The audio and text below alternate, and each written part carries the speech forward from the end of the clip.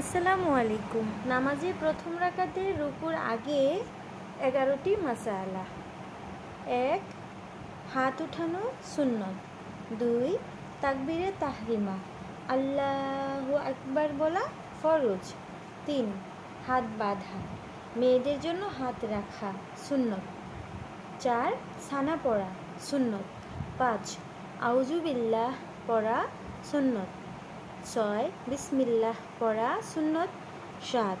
সূরা ফাতিহা সম্পূর্ণ পড়া ওয়াজিব। 8. সূরা ফাতিহার পর আমিন বলা সুন্নত। 9. সূরার শুরুতে বিসমিল্লাহ পড়া মুস্তাহাব। 10. সূরা মেলানো ওয়াজিব। 11.